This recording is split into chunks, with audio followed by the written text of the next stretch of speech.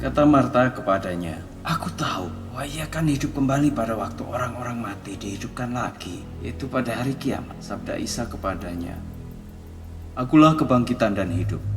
Barang siapa percaya kepadaku, ia akan hidup sekalipun sudah mati. Setiap orang yang hidup dan percaya kepadaku tidak akan mati untuk selama-lamanya. Percayakah kau akan hal ini?" Jawab Marta kepadanya, "Ya junjungan, sesungguhnya aku percaya bahwa junjungan adalah Al-Masih sang anak yang datang dari Allah dan yang akan datang ke dunia ini." Setelah ia berkata demikian, pergilah ia memanggil Maryam saudaranya, lalu berbisik, "Guru sudah datang, ia memanggil engkau." Setelah Maryam mendengar hal itu, ia pun segera bangun lalu pergi untuk menjumpai Isa. Pada waktu itu, Isa belum sampai masuk ke kampung. Ia masih berada di tempat Marta menemuinya. Ketika orang-orang Israel yang ada di dalam rumah untuk menghibur Maryam melihat Maryam cepat-cepat bangun dan pergi keluar, mereka pun lalu mengikutinya, sebab mereka menyangka bahwa ia hendak pergi ke makam untuk menangis di sana.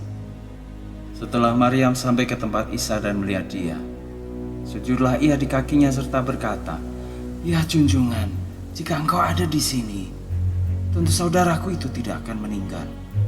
Ketika Isa melihat Maryam menangis dan orang-orang Israel yang datang bersama-sama dengan Maryam juga turut menangis, maka masyurlah hatinya. Ia sangat terharu, lalu bersabda, "Di mana dia kamu letakkan?" Jawab mereka, "Ya junjungan, marilah dan lihatlah." Kemudian menangislah Isa. Lalu kata orang-orang Israel itu, "Lihatlah, ia begitu mengasihi Lazarus." Tetapi di antara mereka ada pula yang berkata, "Orang ini telah membuat mata orang buta dapat melihat. Tidakkah ia mampu berbuat sesuatu supaya Lazarus tidak mati?" Sekali lagi hatinya merasa masyhur, lalu didatanginya makam itu. Makam itu berupa sebuah gua dengan sebongkah batu yang disandarkan sebagai penutupnya. Lalu Isa bersabda, "Gulingkanlah batu itu." Kemudian kata Marta, saudara dari orang yang meninggal itu, "Ya junjungan, sekarang ia sudah berbau, karena sudah 4 hari.